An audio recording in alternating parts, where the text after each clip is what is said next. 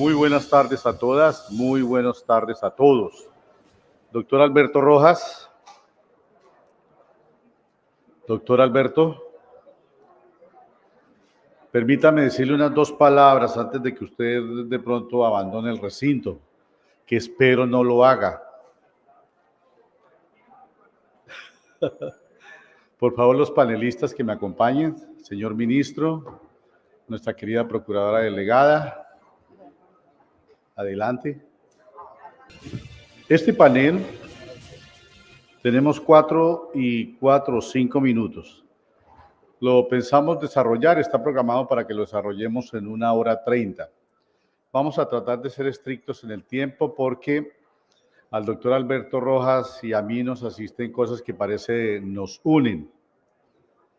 Y entre ellas, me imagino yo, y lo veo a él, es la preocupación por el manejo del tiempo. Quería expresar, precisamente para destacar esa presentación del doctor Alberto Rojas, que coincidimos en este y en otros muchos puntos. Él y yo nos vestimos de manera parecida, totalmente diferente a la de ustedes. Si es posible que nos diagnosticaran hoy profesionales, no abogados que también nos acompañan, termine diciendo que somos neurodivergentes o algo parecido. ¿Qué significa eso? Que somos diferentes. Hoy somos diferentes en este contexto. Es posible que inclusive lo seamos por otras muchísimas razones.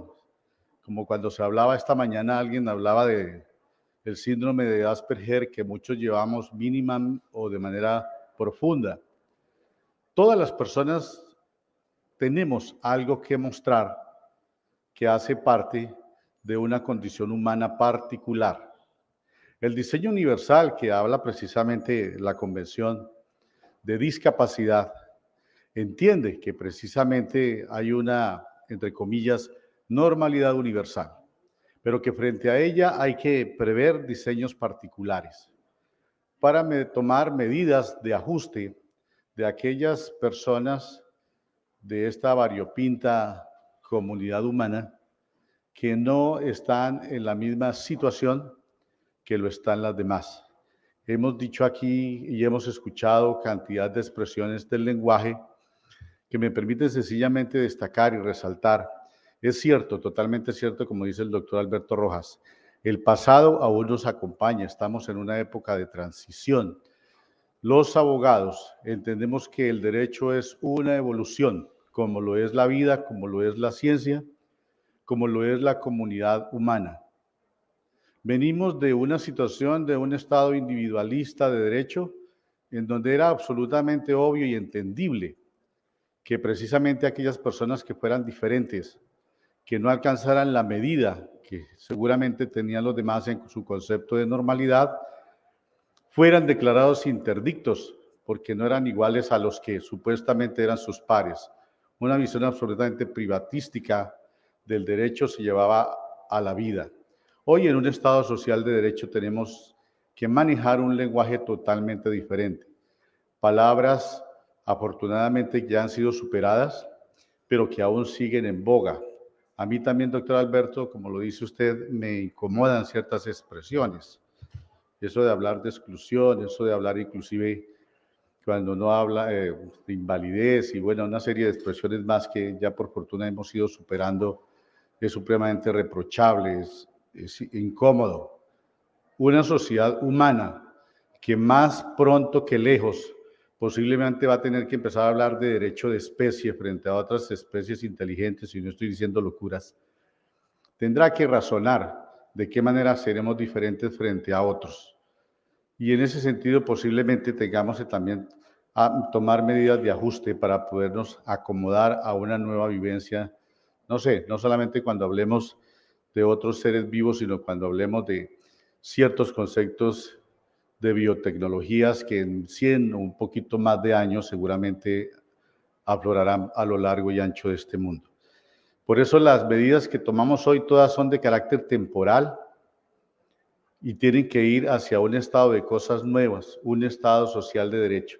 Un estado social de derecho que en su artículo primero constitucional, como bien lo saben los expertos, habla de 4 valores constitucionales fundantes del Estado. La dignidad humana, sobre la que reposa casi que todo este conversatorio. El trabajo, que es nuestra responsabilidad en términos académicos y laborales. La solidaridad, que es ese cemento que nos junta y nos hace una comunidad con visión de futuro. Y por supuesto, la prevalencia del interés general, que es de la que estuvo hablando hace el ministro un poquito de minutos y sobre las cuales inclusive la sala laboral en términos de vacunación en acciones de tutela recientemente se refirió. Por eso, la invitación que hacemos ahora es a mirar hacia el futuro, siguiendo en el acomodamiento del lenguaje a las expresiones que en verdad corresponden a una sociedad igualitaria,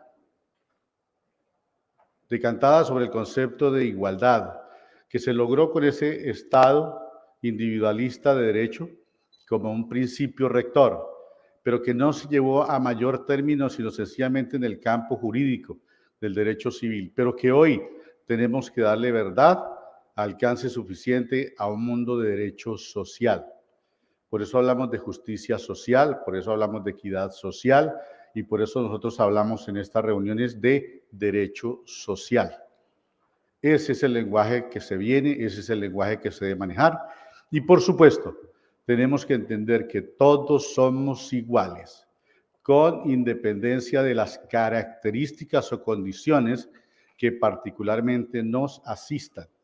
De manera que quienes, frente a una situación particular, porque todas las situaciones ocupacionales y laborales son particulares, no alcance, no dé la dimensión que corresponde, hay que, como dice la 1996, brindarle los apoyos, los mecanismos, los artefactos e inclusive las personas para poderlos hacer tan iguales como lo son desde su nacimiento. Pero jurídicamente los hemos descartado, disminuido, separado o inclusive, porque aquí tenemos que utilizar otra palabra más, inhabilitados. Por eso hoy en Ley 100 hablamos de habilitación y rehabilitación. Por eso hablamos precisamente de dos situaciones distintas, inclusión y estabilidad reforzada, dos situaciones diferentes para un mismo fenómeno en términos de vida, pero que debe generar unas consecuencias de orden social similares, que significan equidad social. Este último panel del día de hoy es tan trascendental para todos nosotros porque convoca la presencia de los actores sociales que tienen que ver con esta problemática. Se funda en una concepción que por fortuna la OIT tomó desde sus inicios, y es la concepción tripartita de la disciplina del trabajo. Es decir, la presencia del Estado, la presencia de los empleadores, la presencia de los trabajadores. Estos últimos a través de sus agremiaciones sindicales como órganos representativos legítimos que hacen precisamente aportes a una relación que no debe ser de extremos, sino de cercanos, porque precisamente nuestros códigos siguen hablando y nuestras providencias siguen hablando de los extremos de una relación. Yo diría en términos filosóficos, somos los cercanos de una misma relación, que eso es lo que tenemos que hacer. Entonces, en primer lugar, damos la bienvenida a nuestros panelistas e iremos presentándolos a medida que avancemos y vamos a entrar de una vez, de manera directa, como ya sabemos los temas, a formular unos interrogantes que nos permitan despejar su posicionamiento frente a esta problemática. Si es del caso y si nos alcanza el tiempo, agregaremos otros interrogantes que es posible que los envíen por vía virtual o que sencillamente salgan del público que nos acompaña hoy. Nuestro panel se llama El impacto social y económico del nuevo modelo de inclusión laboral por discapacidad. Tenemos como panelistas a la Procuradora Delegada para Asuntos Civiles y Laborales, la doctora Luz Miriam Reyes. Tenemos también como panelista al vicepresidente jurídico de la ANDI, el doctor Alberto Echavarría Saldarriaga.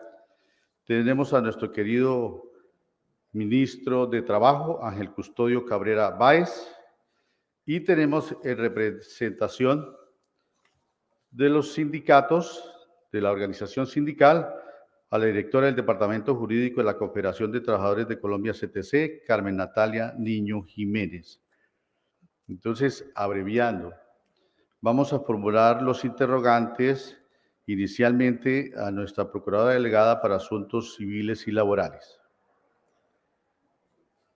Hemos hablado aquí de la necesidad de hacer ajustes para poder garantizar la inclusión laboral de los trabajadores que están en circunstancias o particularidades que les impiden o acceder al empleo o permanecer en él porque no llenan ciertas características propias para poder desarrollar esa actividad. Las providencias judiciales toman camino, la mayoría de las veces precisamente por adoptar mecanismos de protección para estas personas. Y todo mecanismo de protección cuesta, vale. ¿Por qué? Porque estas son las materialidades que se tienen que realizar. El Estado es el garante precisamente hoy de que tengamos un Estado social de derecho. Y ese Estado social de derecho se llena de materialidades, es decir, de economía. Decía el profesor Alberto Palomar, magistrado español, que una de las características fundamentales del tránsito del Estado de Derecho al Estado Social de Derecho fue el intervencionismo de Estado. El artículo 334 de la Constitución Política reza palabras más, palabras menos, la condición de agente económico del Estado, de interviniente del Estado en el mundo de la economía, no solamente de gestor, sino de regulador de la economía. Eso significa, como lo dice la norma de manera textual, que la Dirección General de la Economía estará a cargo del Estado, que éste intervendrá por mandato de la ley en la explotación de los recursos naturales, en el uso del suelo, en la producción, distribución, utilización y consumo de los bienes y los servicios públicos y privados, para racionalizar la economía con el fin de conseguir en el plano nacional y territorial, en un marco de sostenibilidad fiscal, el mejoramiento de la calidad de vida de los habitantes, la distribución equitativa de las oportunidades y los beneficios del desarrollo y la preservación de un ambiente sano. Dicho marco de sostenibilidad fiscal deberá fungir como instrumento para alcanzar de manera progresiva los objetivos del Estado social de derecho. En cualquier caso, el gasto público será prioritario. El Estado de manera especial intervendrá para dar pleno empleo a los recursos humanos y asegurar de manera progresiva que todas las personas, en particular las de menores ingresos, tengan acceso efectivo al conjunto de bienes y servicios básicos, también para promover la productividad y la competitividad y el desarrollo armónico de las regiones. La sostenibilidad fiscal debe orientar a las ramas y órganos del poder público dentro de sus competencias en un marco de colaboración armónica. Lo interesante es que arregló seguido este artículo 334 de la Constitución Política, que fue mejorado por el Acto Legislativo 03 de 2011, sometido a control de constitucionalidad en la sentencia 870 del 14, estableció lo siguiente: el Procurador General de la Nación o uno de los ministros del gobierno, una vez proferida la sentencia por cualquiera de las máximas corporaciones judiciales, podrán solicitar la apertura de un incidente de impacto fiscal, cuyo trámite será obligatorio, es decir, potestativo la iniciación a la promoción del incidente y obligatorio el trámite del incidente. Se oirán las explicaciones de los proponentes sobre las consecuencias de la sentencia en las finanzas públicas, así como el plan concreto para su cumplimiento, de la sentencia, y se decidirá si procede modular, modificar o diferir los efectos de la misma. Unos verbos rectores, como dirían los penalistas, interesantes, con el objeto de evitar alteraciones serias de la sostenibilidad fiscal. En ningún caso se afectará el núcleo esencial de los derechos fundamentales, razón suficiente para que la Corte Constitucional se refiriera a que cuando se trate de acciones de tutela, este asunto del incidente no puede tener cabida. Entonces, los derechos fundamentales quedan a salvaguarda. Parágrafo. Al interpretar el presente artículo, bajo ninguna circunstancia, autoridad alguna de naturaleza administrativa, legislativa o judicial podrá invocar la sostenibilidad fiscal para menoscabar los derechos fundamentales, restringir su alcance o negar su protección efectiva. Querida doctora Luz Miriam Reyes, nuestra querida procuradora, para precisar un poco más, sírvanos indicar de manera un poco más, obviamente, concreta que la que yo hago, el origen, el concepto y el procedimiento del incidente de impacto fiscal, de manera que nos podamos ubicar mejor. Si quiere allá o acá. Sí.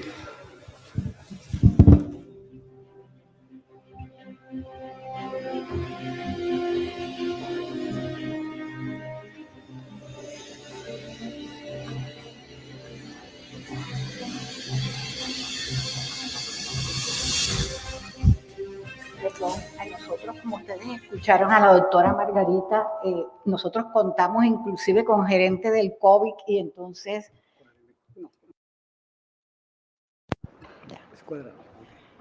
Bueno, primero que todo, un saludo muy especial al doctor Omar Mejía Amador, presidente de la Sala de Casación Laboral de la Corte Suprema de Justicia, a todos los magistrados de la Sala Laboral de esta honorable corporación, especialmente al doctor Luis Alberto Benedicto Herrera, quien será nuestro moderador, al doctor Ángel Custodio Cabrera, ministro de Trabajo, a la doctora Carmen Natalia Niño, directora del Departamento Jurídico de la Confederación de Trabajadores de Colombia, al doctor Alberto Echavarría Saldarriaga, vicepresidente jurídico de la Asociación Nacional de Empresarios, a los magistrados de los tribunales de Colombia, a los jueces, a los estudiantes y a todas las personas invitadas y que nos acompañan también por todos los medios virtuales.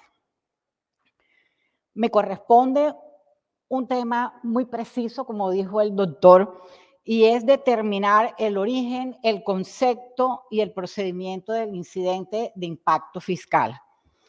Este incidente se originó en el Congreso de la República durante el séptimo de los debates que se suscitaron en torno a la aprobación del acto legislativo 03 del 2011, en el cual se introdujo el tema del principio de sostenibilidad fiscal.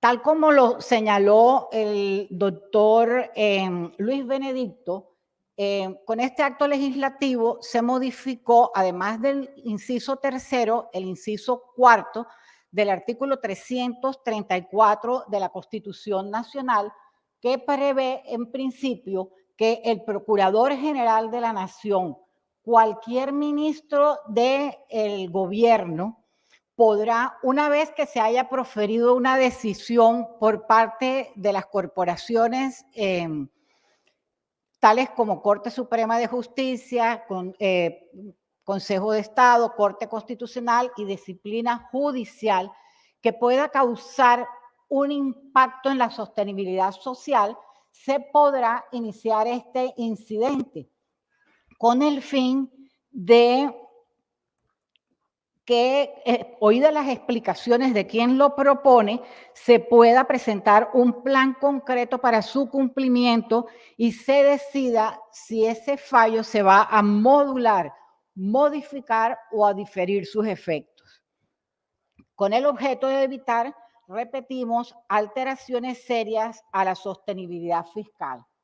Pero a renglón seguido señala que en ningún caso se afectará el núcleo esencial de los derechos fundamentales. A su turno, el parágrafo establece que al interpretar el artículo, bajo ninguna circunstancia, autoridad administrativa, judicial o legislativa podrá invocar la sostenibilidad fiscal para menoscabar los derechos fundamentales, restringir su alcance o negar su protección. Tal como lo señaló el doctor Luis Benedicto, este artículo pasó el test de constitucionalidad y fue reglamentado posteriormente por la ley 1695 del 2013, quien amplía un poco el margen de intervención, pues la extiende no solo a las sentencias, sino también a los autos que se dictaren con posterioridad y que puedan afectar la sostenibilidad fiscal. El decreto 1695 del 2013 establece primero que todo en qué eventos procede, ya lo hemos señalado, frente a las sentencias dictadas por las altas corporaciones, así como a los actos que las adicionan o modifican. ¿Quiénes son o quiénes están legitimados? Mantiene la legitimación en cabeza del Procurador General de la Nación y de cualquiera de los ministros del gobierno. ¿Quiénes son las partes? Las partes son, obviamente, los solicitantes, el ministro de Hacienda, que obligatoriamente, así no haya promovido el incidente, debe comparecer, los demandantes y demandados dentro del proceso de que se trate. Este incidente es conocido por la sala plena de la corporación de la cual se trate la correspondiente sentencia. ¿Cuál debe ser el contenido del incidente? Primero que todo, las posibles consecuencias de la providencia en la sostenibilidad de las finanzas públicas, las condiciones específicas que explican dichas consecuencias, los planes concretos para el cumplimiento de la sentencia o de los autos que lo modifican o adicionan, especialmente un anexo del concepto del Ministerio de Hacienda y Crédito Público. Igualmente, como es una norma procesal, establece pues que igual el incidente que una vez admitido es obligatorio. ¿Qué quiere decir esto? Que no se puede desistir ya. También tiene unos términos para efectos de su admisión, inadmisión, rechazo, ¿cierto? Pero una vez admitido, además de notificar a todas las partes que intervinieron en el proceso cuyo fallo, contra cuyo fallo se ha presentado el incidente de impacto fiscal, debe notificarse al Ministerio Público. Pero el efecto más trascendental es que suspende los efectos de la sentencia.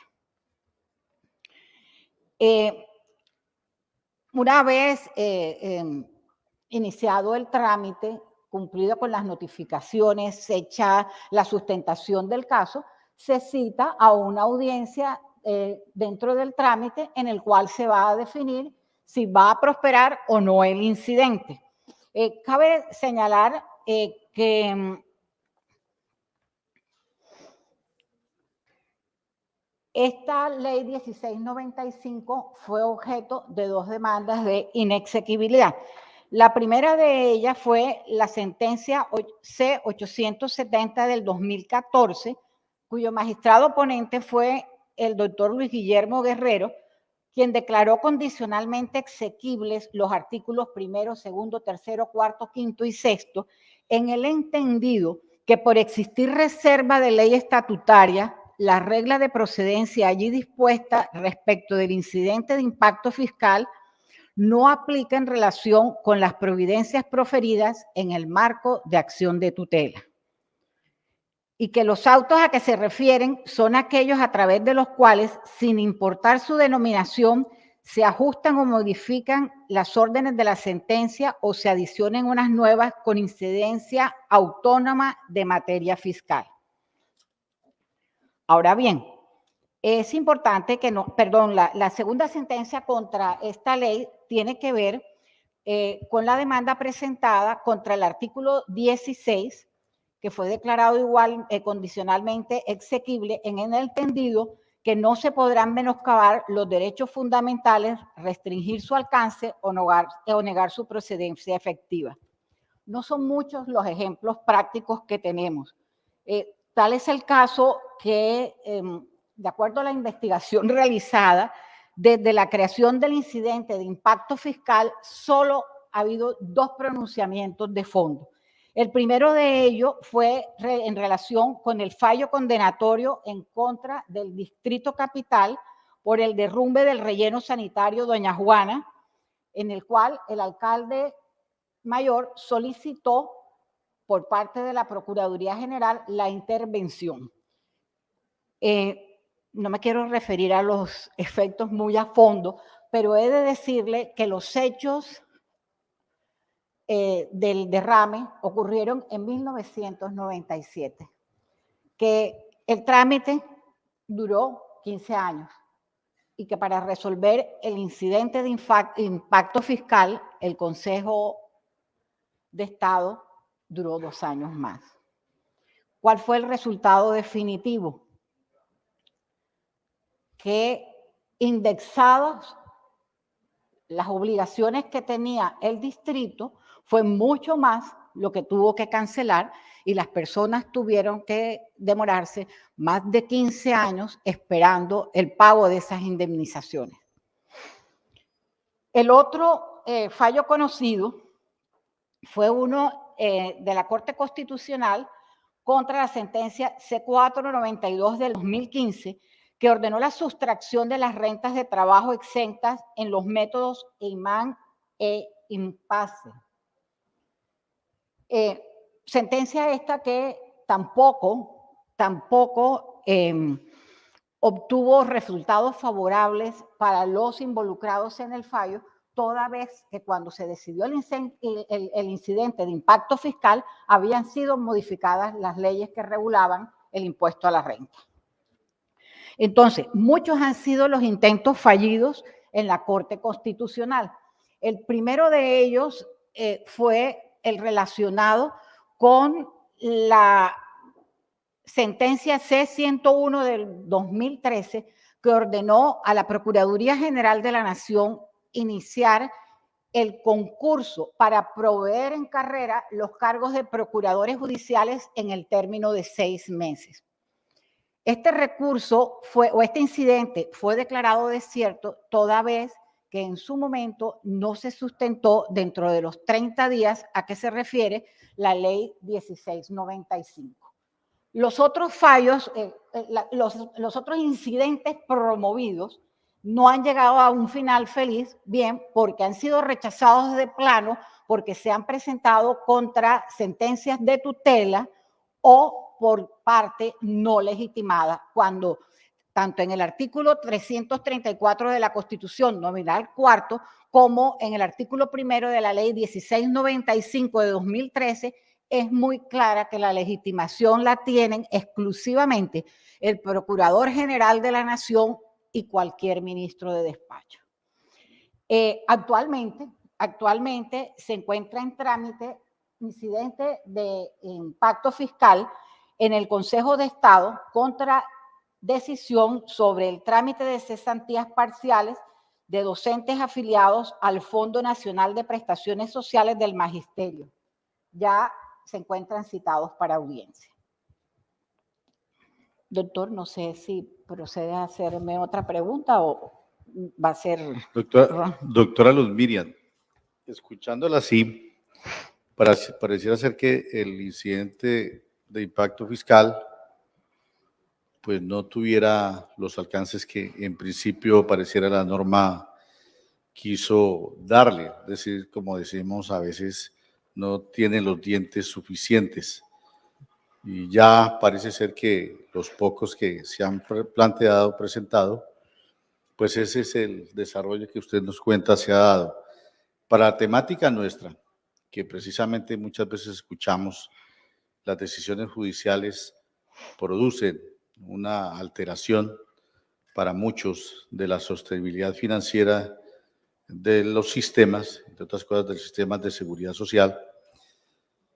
Nos interesa saber entonces qué requisitos considera la Procuraduría General de la Nación son indispensables para gestionar este incidente de impacto fiscal frente a la afectación del modelo de inclusión laboral por discapacidad. Perfecto. Es claro que el incidente de impacto fiscal tiene como finalidad garantizar la sostenibilidad macroeconómica del Estado sin sacrificar la satisfacción y progresividad de la materialización de los derechos humanos. Este encuentro entre las políticas públicas del Estado social, orientadas por un lado a sostener a mantener la sostenibilidad fiscal y, por otro lado, el deber de garantía y protección de los derechos que se cubren con el gasto público, ordenado en el artículo 350 de la Constitución Nacional, obliga a una necesaria ponderación y balance entre principios cuando surgen los conflictos por insatisfacción de necesidades y carencia de presupuestos para cubrirlas. Para la Procuraduría General de la Nación, el mejor camino es establecer un diálogo, una concertación, mecanismos establecidos tanto en la Constitución como en la Ley 1695 a que nos referimos. En los artículos 15 y 16 de esta ley se establece la posibilidad de que, estando en trámite ante cualquiera de estas altas corporaciones, algún proceso que se considere que puede causar un impacto fiscal, puede el magistrado ponente, la Procuraduría General de la Nación o cualquiera de las partes solicitar concepto del Ministerio de Hacienda y Crédito Público con el fin de que no sea necesario acudir al incidente de impacto fiscal. Ahora, no quiere decir que, por un lado, ese concepto que emite el Ministerio de Hacienda y Crédito Público no es obligatorio, y tampoco por el hecho de que se lo haya llamado a conceptuar quiere decir que ya se ha promovido el incidente de impacto fiscal. Por otro lado, en el artículo 16 de esa norma también se establece la posibilidad que, cuando se observe que se va a hacer una condena a entidades territoriales del orden municipal o departamental, igualmente se consulte a las cabezas de estos entes territoriales con el fin de saber cómo se encuentran las finanzas antes de proferir el fallo correspondiente. Comentaba al inicio que en fallo reciente se declaró la execuibilidad de este artículo 16 y la Procuradora General de la Nación, en relación, cuando interviene dentro del trámite de la acción de constitucionalidad, el 14 de mayo del presente se pronunció de la siguiente manera para solicitar la exequibilidad.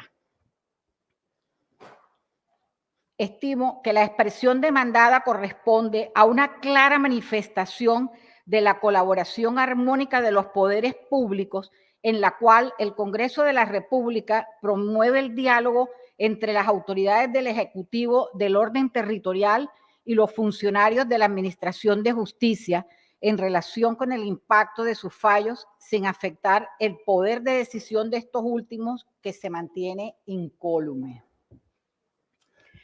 Ahora bien, en el tema específico que nos concita en el día de hoy, que es el impacto social y económico del nuevo modelo de inclusión laboral por discapacidad, el abordaje preventivo facilita un diálogo fluido para disolver las barreras sociales a la inclusión social, evitar las medidas discriminatorias y lograr que las acciones afirmativas se materialicen en concertación con las personas con capacidades diversas, los empleadores y el Estado. O sea, las personas que nos están acompañando aquí en el foro.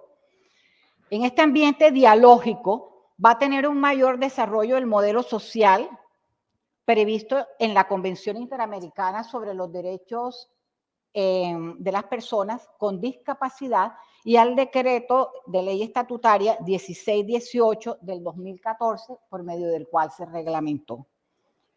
La construcción del modelo social mediante el diálogo facilitaría su apropiación social y otorgaría mayor legitimidad al sistema de justicia laboral, administrativa y judicial.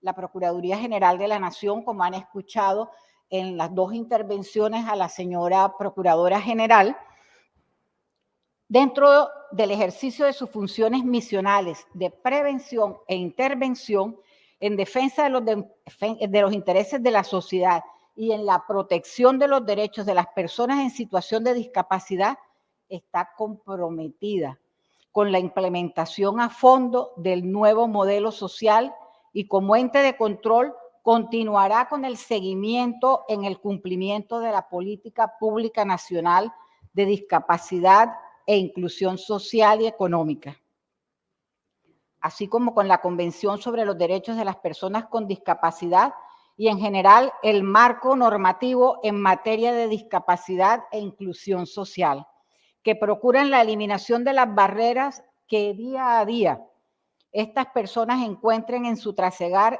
permitiendo avances en las posibilidades de acceso al trabajo digno de las personas con discapacidad, contrarrestando la discriminación, indiferencia y exclusión de esta población en ámbitos sociales que impiden la participación e influencia en temas de concertación dentro de la agenda pública nacional. No obstante, hay mucho camino por recorrer y por reconocer a fin de lograr a todo nivel y en cualquier ámbito laboral que la regla general sea la inclusión y no la excepción, ya que todos los esfuerzos por avanzar en materia de inclusión social y económica, tanto en el sector público como privado, resultan insuficientes, desarticulados y fragmentados, que no permite el desarrollo pleno de esta población. Quiero como corolario contarles una experiencia que compartí en la hora del almuerzo de hoy. En la Procuraduría General de la Nación, 4 delegadas estamos encargadas de hacer el seguimiento al cumplimiento de la Convención Internacional sobre Discapacidad. En nuestra delegada se maneja el tema de acceso y accesibilidad. En el cumplimiento del programa que nos planteamos, tengo aquí una experiencia que compartí con el doctor Ángel Custodia en el día de hoy, tal como comentaba la señora procuradora en el día de ayer. Al entrar en vigencia la ley 1996 del 2019, son las notarías y los centros de conciliación los encargados de hacer las directivas anticipadas y los acuerdos de apoyo de las personas con discapacidad o con alguna diversidad. ¿Ya? Al solicitar la superintendencia de notariado y registro que nos informara si dentro de sus competencias ellos estaban ejerciendo vigilancia en las 915 notarías que tiene Colombia, que si nos podían informar en un plazo de 10 días, que ellos entendieron que era amenazante, pero no lo fue así. Yo les decía, la verdad es que si nosotros no colocamos un término, no nos contestan nunca. Se reunieron inmediatamente la Unión Colegiada de Notarios, más o menos unos 15 notarios. Ese día les pusimos nuestro proyecto y al final de esta reunión ellos nos solicitaron el concurso para hacer un manual de las notarías, un nuevo entorno de inclusión, que es la guía de acceso a los trámites notariales en temas de discapacidad.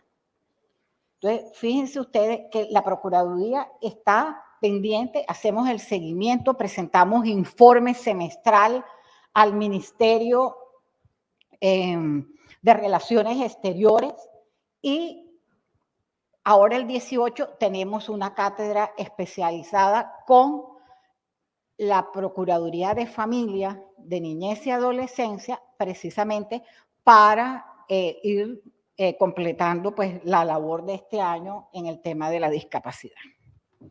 Doctora Luz Miriam, muy gentil, una preguntita. ¿Esta guía ya esa está? Es la suya. Sí, gracias, pero ¿esta guía ya está en el portal de la Procuraduría? Sí, señor, está en el portal de la Procuraduría, pues los textos que nosotros dimos en físico fue pues a las personas que nos acompañaron el día del lanzamiento de la guía. Muy probablemente hoy a los magistrados de la sala de pronto nos alcanza a regalarles una guía en físico. Doctora Luz Miriam, muy gentil, muy amable. No olviden ustedes que esta ley 1996 es precisamente la que desarrolla todo lo que tiene que ver con los mecanismos de apoyo, los famosos ajustes razonables a personas en condición de esa expresión discapacidad. Doctora Luz Miriam, muy gentil, muy agradecido por su presencia. Para no hacer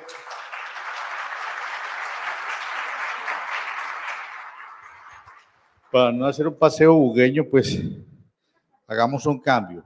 Pasemos ahora a nuestro querido ministro de Trabajo, el doctor Ángel Custodio Cabrera Báez. Acabamos de escuchar en el panel anterior todo lo que tiene que ver con incapacidad médica. Esto lo juntamos al tema de discapacidad, en lo que tiene que ver con protección a la estabilidad laboral reforzada de la 361. Y por eso queremos formularle las siguientes preguntas, doctor Ángel Custodio. Pues primero agradecerle su presencia, como lo hemos hecho con la doctora Luz Miriam.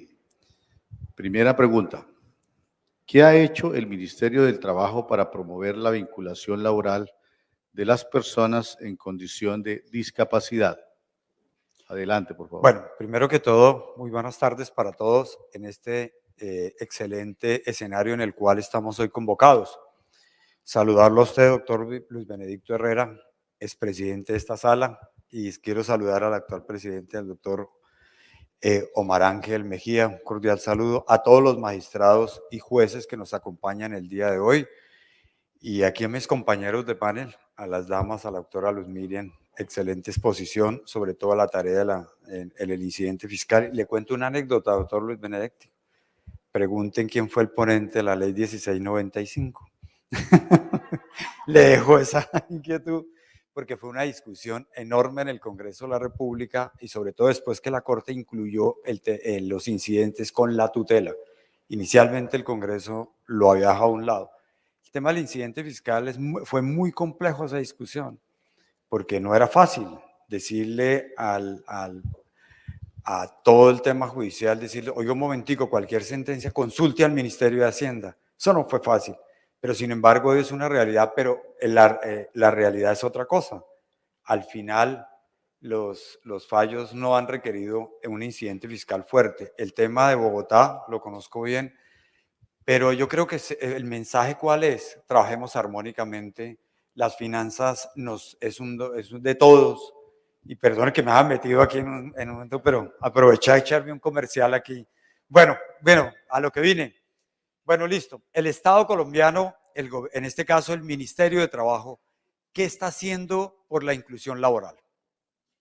En primer lugar, este escenario es lo primero buenísimo, y quiero felicitarlo, doctor Benedicto, al doctor Omar Ángel, porque esto nos permite la socialización y la visibilidad de la población en condición de discapacidad. Y sobre todo, quiero saludar al doctor Alberto, aquí que me está acompañando, al doctor Alberto Chavarría. En la distancia, no sé en qué isla del mundo se encuentra el doctor Chavarría, pero lo veo bien, ¿no? Pero quiero saludarlo desde aquí y decirle, hoy más que nunca, cuando uno mira las cifras, en Colombia, según el Ministerio de Salud, hay 1.2 millones en condición de discapacidad de personas. El DANE nos habla de 3 millones de personas.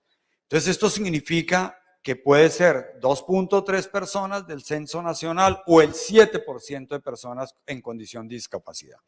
Eso ya significa que hay una debilidad enorme frente a las políticas públicas para empezar a hablar de inclusión laboral. Y cuando uno mira el propio DANE, uno dice que solamente el 30% de las personas en condición de discapacidad han tenido acceso a un tema laboral o una renta laboral. Esto significa que tenemos mucho por hacer. Este ministerio, inicialmente lo que hicimos es una serie de talleres, capacitaciones con los empleadores, con todo el mundo, repito, con el tema de sensibilidad. Y como decía nuestro ministro de Salud, el tema de sensibilidad arrancó diciendo los niños deben estudiar en la misma aula de clase que los otros niños. Y eso arrancó ahí. En el tema laboral es exactamente igual, porque ya cuando se toma la decisión para un empleador contratar a una persona, siempre va las discusiones jurídicas, me meto o no me meto. Pero por eso el gobierno, el primero era sensibilizar a los empleadores, a los posibles empresas y demás. Eso, y el Ministerio de Trabajo ha realizado más de 300 talleres en ese sentido por todo el país. Entonces, primero, eso. Segundo, el Estado como tal debe dar ejemplo. Y por eso los diferentes decretos buscaban esa inclusión. Este gobierno ha incluido cerca de 6.000 funcionarios públicos en condición de discapacidad. Es un avance en el último año y medio, a pesar del fenómeno de la pandemia que hoy nos afecta.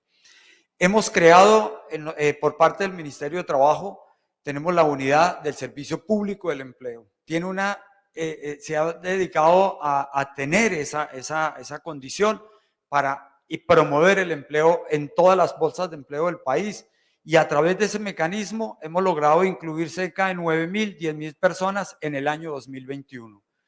Y el Estado colombiano, repito, ha incluido cerca de 5.000, 6.000 personas en las cuales estamos trabajando.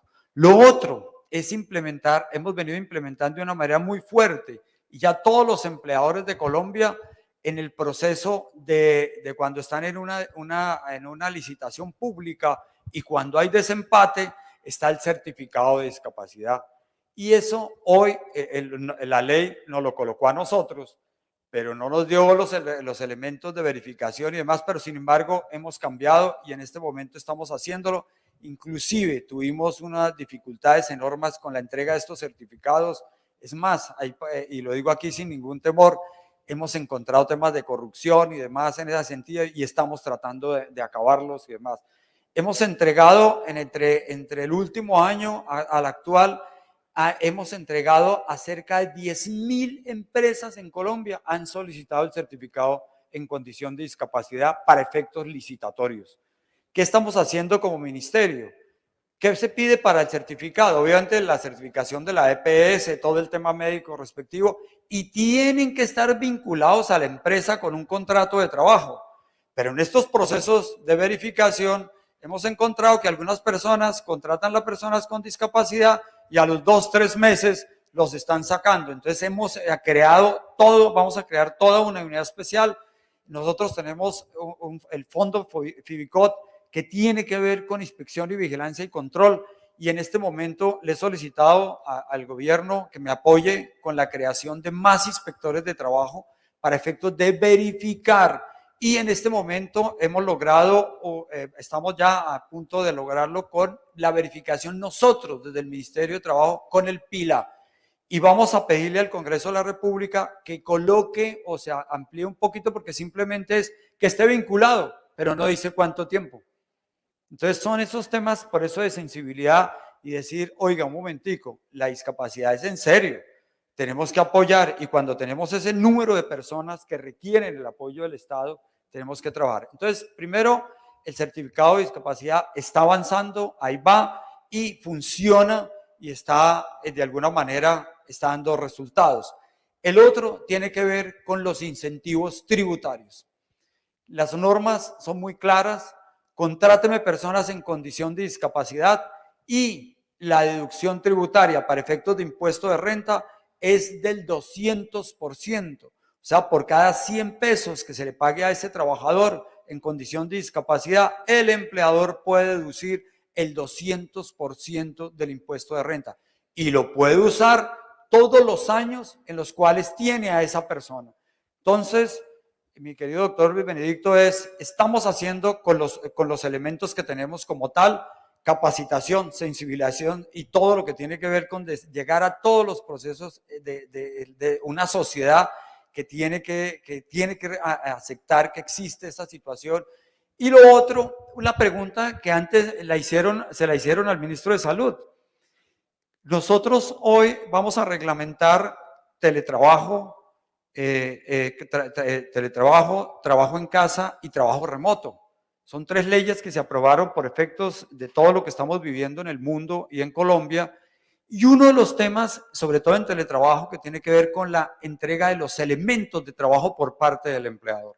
Esa es una discusión, doctor Alberto Chavarría, que me está oyendo, que vamos a enviar, y pongámonos de acuerdo, sobre todo con la población con discapacidad, entre el sistema de salud y el empleador, cómo logramos que el trabajador con discapacidad tenga los elementos de trabajo que requiere para desarrollar su trabajo. Entonces, es un trabajo que tenemos que hacer el Ministerio de Salud, los empleadores y obviamente el Ministerio de Trabajo, para que algo que nos hicieron esta pregunta, y es muy pertinente en estas situaciones que estamos viviendo. Voy a dejar ahí, por efecto del tiempo, Sí, y que claro. podamos avanzar. Doctor Benedicto, muchísimas gracias. No, pero le destaco que el último informe de la OIT de anoche, creo, precisamente lo que saca a relucir es que todos los sistemas normativos siempre previeron el trabajo subordinado como trabajo en recinto laboral. No hay prácticamente disposiciones que tengan que ver con trabajo subordinado a distancia, en casa o a remoto. Entonces, eso es magnífico que esté trabajando ya directamente en eso. Y le agrego otra cosa muy puntual, que es nuevo totalmente, lo agrego en este escenario. Estamos trabajando en este instante ya en el Congreso de la República, falta un debate, es para aquellas personas que se llama la economía del cuidado. ¿Qué significa esto? ¿Qué pasa con una persona que trabaja, está afiliada y demás, pero tiene que cuidar a una persona en condición de discapacidad? Estamos colocando de que se genere un incentivo económico a través de las cajas de compensación familiar para ayudar al cuidado de esas personas, porque muchas de esas personas hoy nadie las está cuidando, o si un trabajador las cuida, difícil mantenerlo. Entonces, estamos en este instante, estamos apoyando esa iniciativa para dejar más, apoyando más a este tema de inclusión laboral.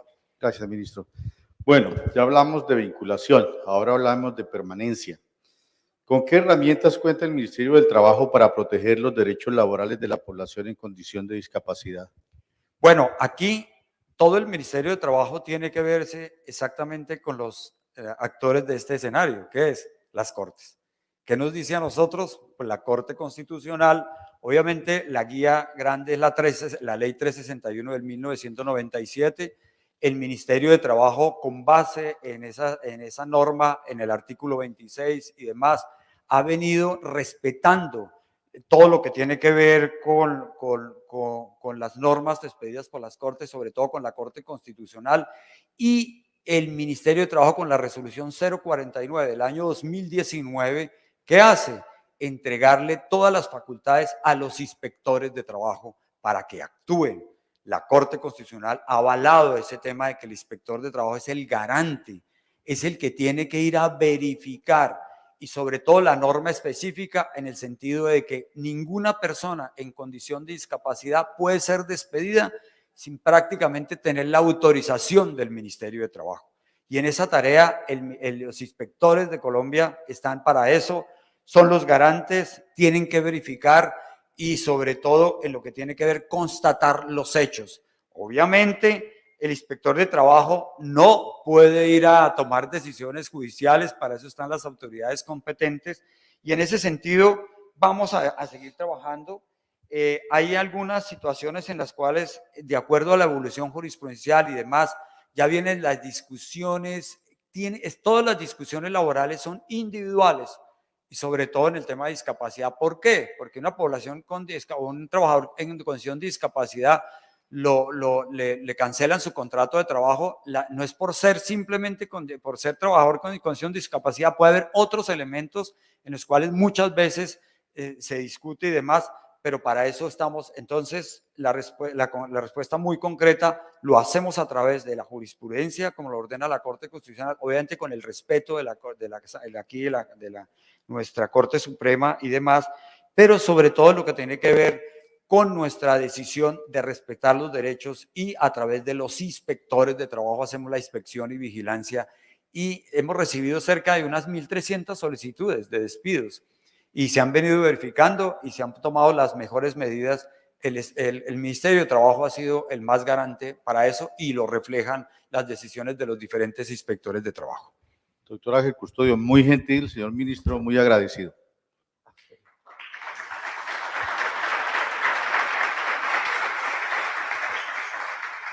Pero es necesario escuchar otro punto de vista, porque pues todo así suena bonito. Escuchemos un punto de vista opuesto.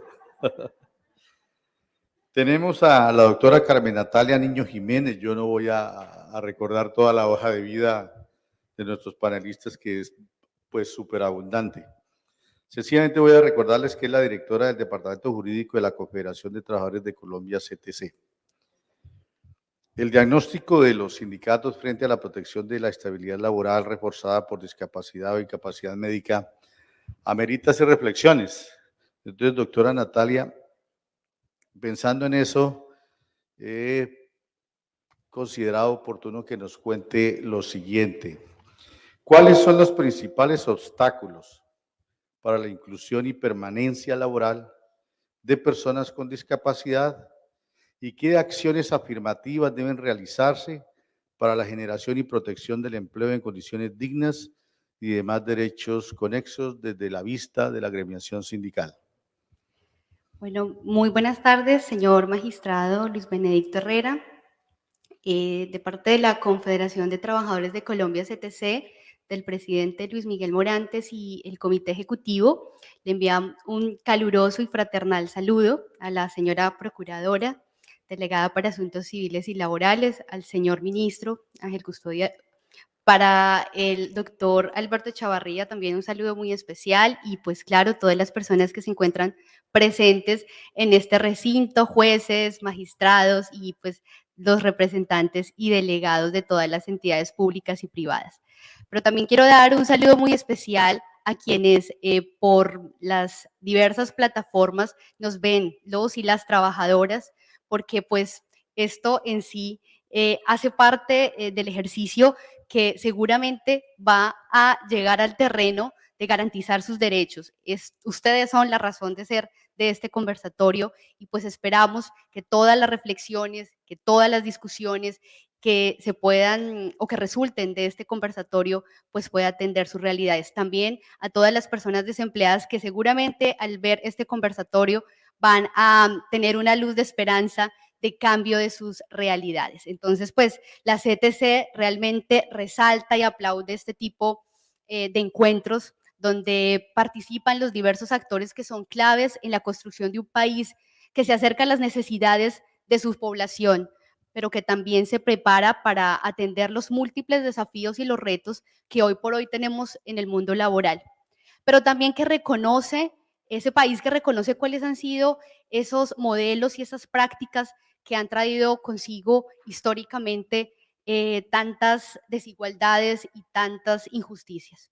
Entonces, pues en ese orden de ideas, yo también ahorita estaba recordando una frase de Evita Duarte que decía, cuando decía que cada uno debe empezar a dar de sí mismo todo lo que pueda dar y aún más. Y en materia de derechos para personas con discapacidad, considero que nos hemos reservado muchísimo.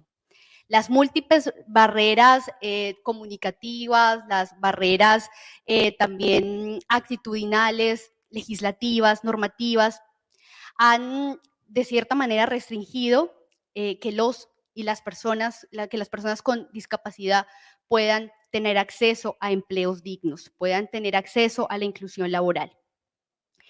Considero también que esas barreras, que son barreras físicas, barreras comunicativas, como les decía, aquí intervienen de muchas maneras, de la manera como se construyen las vías, las carreteras, como también los medios de transporte están pensados.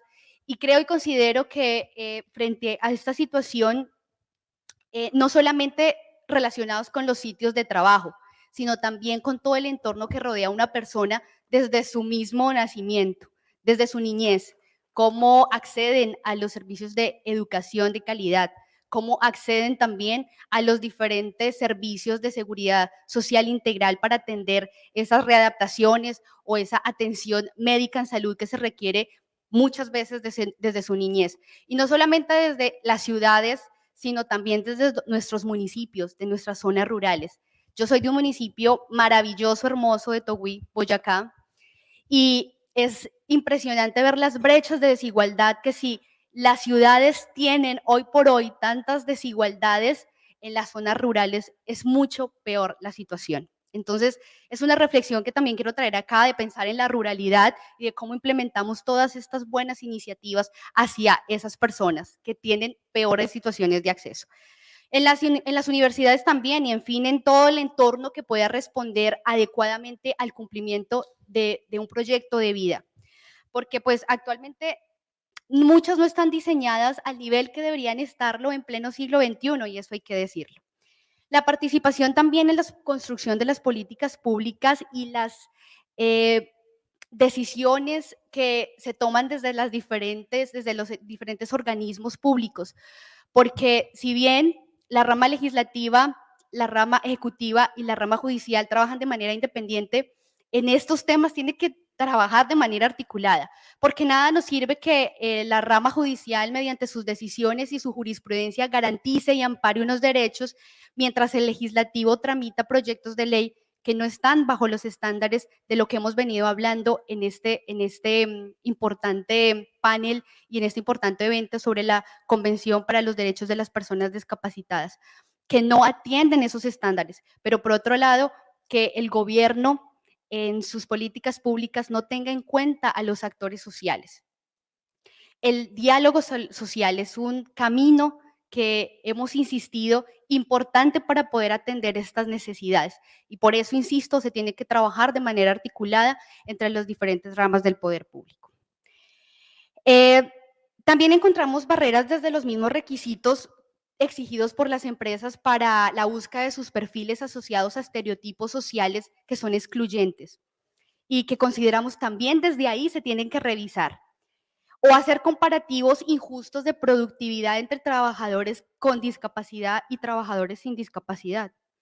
Hace poco estuve hablando con un trabajador que me decía, están entregando en la empresa una bonificación COVID y se la están entregando a todos los trabajadores que durante la pandemia pudieron asistir de manera presencial a la empresa, y quienes no pudimos porque tenemos patologías o porque tenemos una discapacidad, inclusive laboral, no tenemos acceso a esa bonificación COVID. Esas son barreras de discriminación que siguen operando en materia laboral.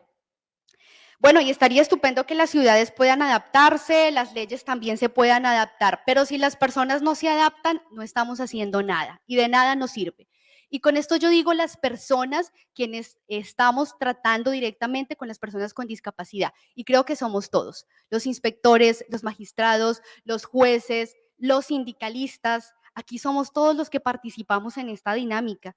Y también llamo la atención de los jefes y de los administradores de recurso humano, porque una estrategia, una cultura organizacional tiene que trabajar en las personas, en la humanidad.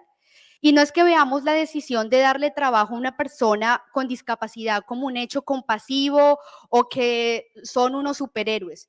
Yo considero y consideran los trabajadores que tenemos que normalizar la acción afirmativa de inclusión. Eso se tiene que normalizar.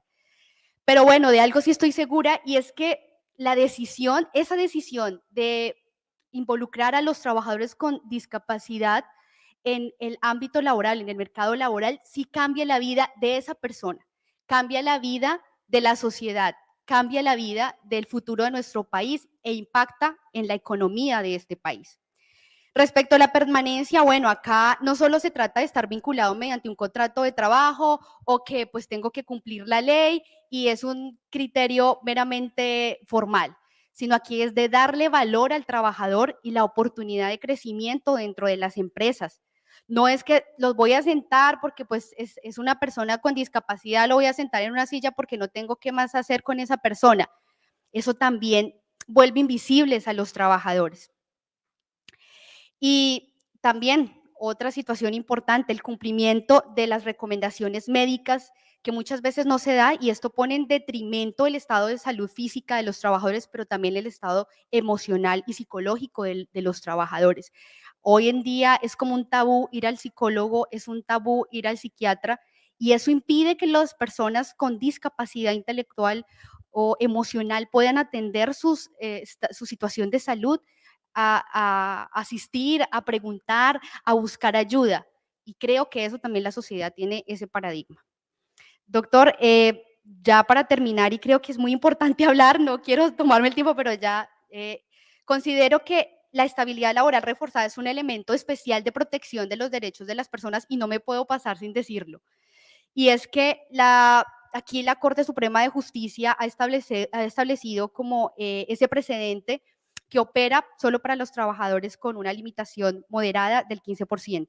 Y los trabajadores que aquí estoy representando realmente consideramos que frente a esto se debe hacer un tránsito hacia una concepción de un criterio que no sea solamente un criterio médico, sino que repare en factores externos al estándar establecido por la Convención para los Derechos de los Trabajadores con Discapacidad y que al respecto no incluye esas disposiciones porcentuales en la convención en la que estoy hablando. Muchísimas gracias, doctor. Doctora Natalia, hablando de eso,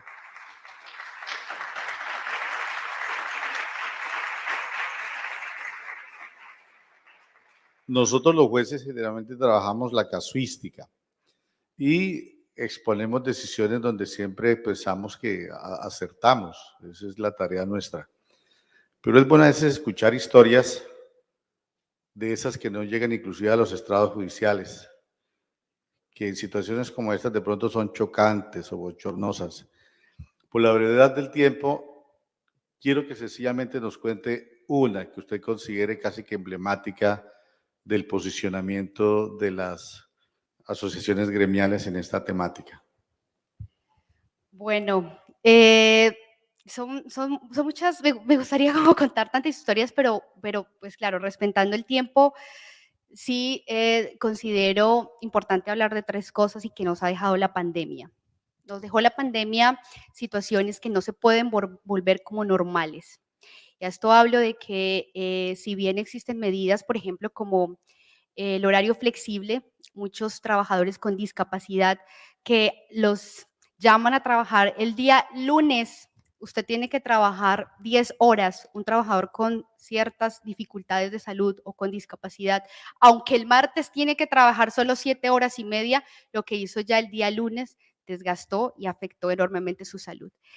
Esta es una problemática que desde el departamento jurídico estamos trabajando, pero no solamente es este caso, son muchos casos más. Hay puntualmente una trabajadora que sufrió un accidente de trabajo y tuvo torcedura de tobillo. Ella, después de ese accidente de trabajo, esta persona tiene que caminar siempre sobre su tobillo porque su pie tuvo torcedura total. Recuerdo mucho que ella me decía, tengo esta discapacidad y me ha traído complicaciones para mi movilidad, para mis miembros inferiores y también miembros superiores, pero considero que desde la humanidad la empresa debería otorgarme unas botas para caminar porque trabaja en el sector de la agroindustria, unas botas que yo pueda caminar en los campos de manera adecuada. Pero resulta que bajo el principio de igualdad todos los trabajadores tienen que utilizar los mismos métodos y los mismos instrumentos de trabajo. Y aquí llamo una reflexión. Debemos individualizar las necesidades de los trabajadores, pensar que son personas y no entes que caminan o que producen. Y pues para finalizar, una reflexión rápida. Uno de los caminos, como ya lo dije, es el diálogo social, pero también la organización sindical y la negociación colectiva. Si fortalecemos estos 3 elementos donde podamos llevar y traer y debatir estos inconvenientes, estos problemas, seguramente vamos a poder salir avante y enfrentar estos múltiples desafíos. También un llamado a que nos escuchemos con respeto, pensando siempre en los demás. Muchas gracias y que Dios los bendiga.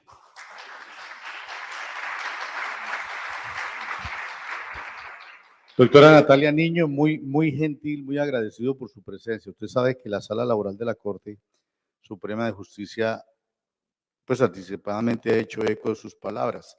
Y para poner un solo ejemplo, en materia de incapacidad, ha avalado, para poner un solo ejemplo, en materia de incapacidad ha avalado que por vía de la convención colectiva no se afecte el ingreso del trabajador y el sencillo se complemente hasta el 100% por parte del empleador. Y así lo seguimos haciendo.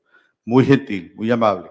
Bueno, vamos a escuchar al doctor Alberto Echavarría Saldarriaga, que no solamente es un vicepresidente jurídico de la Asociación Nacional de Industriales, en relación con el diagnóstico ya de el actor empresarial frente a la estabilidad laboral reforzada por discapacidad e incapacidad médica, sino a la vez porque él es miembro titular del Grupo Empleador en el Consejo de Administración de la Organización Internacional del Trabajo, OIT, y portavoz de los empleadores ante el Comité de Libertad Sindical, órgano de control de dicha organización, y por esa razón está más cercano a este organismo que traza las líneas direccionales que los diferentes países deben asumir en relación con sus normativas interiores. Entonces, doctor Alberto Echavarriaga, bienvenido. Voy directamente a hacerle las preguntas que tienen que ver con su sector. Y la primera es la siguiente. ¿Cuál es el impacto del ausentismo laboral y la estabilidad laboral reforzada en el sector empresarial?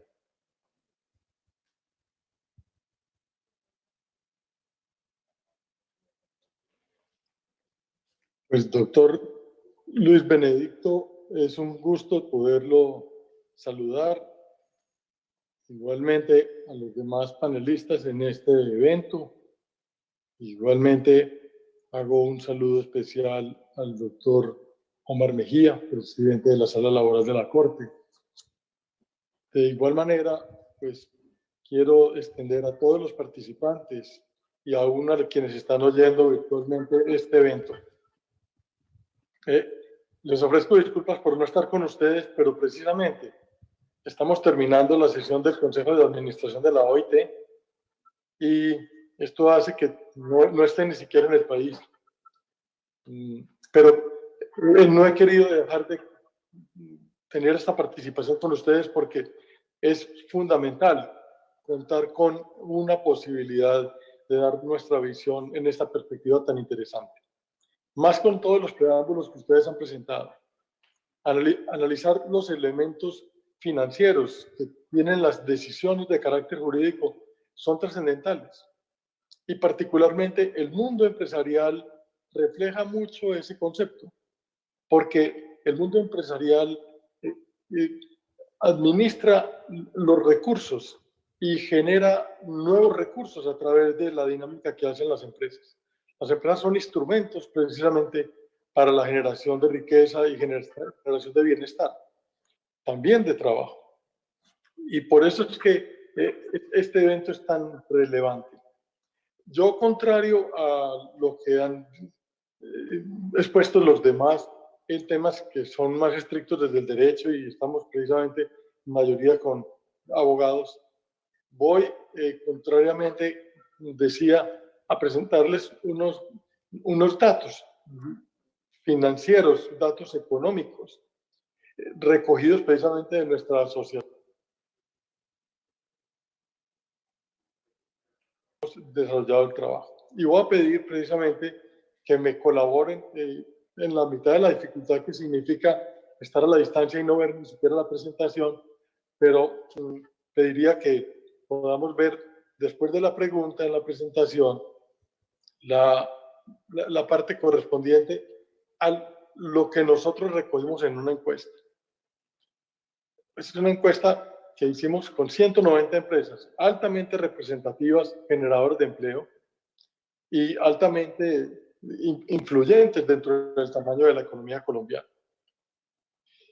Ustedes ven ahí los datos particulares, no voy a entrar en el detalle, pero sí significar que es a través de estas empresas y muchas otras, como venimos incorporando el concepto del capitalismo consciente y también el concepto más incorporado dentro de Naciones Unidas de derechos humanos y empresas, en donde cada vez más la actividad está en preocuparse, como ya lo han manifestado temas intervinientes, especialmente Carmen Natalia Niño, preocupados por las personas, porque el entorno en donde se mueven las empresas tiene una propia dinámica social de la cual el empresario también tiene que recoger su propio propósito e interés.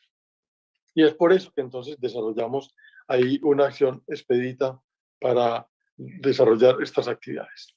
Si pasamos al cuadro siguiente, encontramos precisamente datos específicos de esta encuesta que revelamos hace unos 15 días sus resultados, del efecto del ausentismo laboral en el trabajo. Lo venimos haciendo en el año 2014 cuando estos conceptos de estabilidad laboral reforzada se afianzaron, pero también al mismo tiempo en el último año con ocasión de la pandemia. Y miren ustedes los datos, cuando lo ven en la última columna en el año 2020, cómo se disparó el concepto de otros permisos y licencias, empezando por los permisos voluntarios, pero también por el trabajo, digamos, a distancia, que se estableció de carácter legal. En esa situación, ustedes observan lo que tanto por enfermedades generales como por permisos y licencias representa el COVID. Casi la mitad de todo lo que es el ausentismo en el año pasado fue por causa del COVID. Pero también observa uno, y es interesante registrarlo, que los accidentes y las enfermedades laborales se mantuvieron en unos niveles proporcionales muy similares, de igual manera que las enfermedades generales. En ese sentido, el promedio por los trabajadores de la base de esta encuesta, que fueron casi 450,000 trabajadores, implica que los casos de ausentismo por frecuencia fueron 1.8 casos de ausentismo por trabajador al año. Y eso es una cifra muy considerable. Eso significa que hay un fenómeno de ausentismo por muchas características, pero especialmente el último año por el COVID. Al mismo tiempo, eso se traduce en efectividad, en eficiencia de producción, en competitividad del aparato productivo. Cuando nosotros hablamos de esas cosas, pues es parte de vernos comparativamente entre las empresas y entre los países. Y eso tiene una incidencia sin duda significativa. Si pasamos al cuadro siguiente, por favor, vemos ya específicamente cuántos días significó en promedio año el ausentismo. Y si bien venía en una tendencia decreciente en los últimos años, a estar en 7.28 días promedio año, pues el año pasado se disparó a prácticamente el doble, a 15.73, 15.8 días. Y ustedes ven que de esos 15.8, 10 días son de permisos y licencias. Y casi 4 de esos 10 días son de COVID. En todo caso, lo que hubo fue mucho más permisos. Y cuando uno ve ese tipo de permisos, son todo tipo de licencias.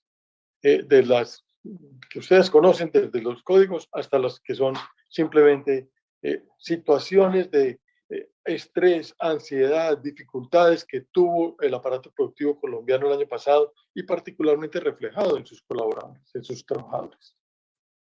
Si pasamos al cuadro siguiente, observamos un fenómeno que es significativo desde el punto de vista comparativo y particularmente este es un dato que servirá mucho cuando hablemos ahora de negociación de salario mínimo a final de noviembre y principios de diciembre. Encuentran ustedes en azul, en la última columna, como 5.78 puntos básicos significa sobre el salario lo que ha representado los costos de ausentismo como porcentaje del salario. Estábamos en 1.92 y pasamos a 5.78. Es decir, crecimos 3 veces prácticamente el valor de ese costo. Eso se traduce, si uno lo pone en un promedio de un trabajador de un salario mínimo, en una representación de casi 52.480 pesos. Simplemente pues, como dato en valor. Pero si uno lo proyecta al número específico de casos, como ya los he mencionado, son cifras gigantescas, que no quiero ni siquiera poner los bases de los datos, pero sí para que ustedes lo vean de una manera elemental lo que ello significa.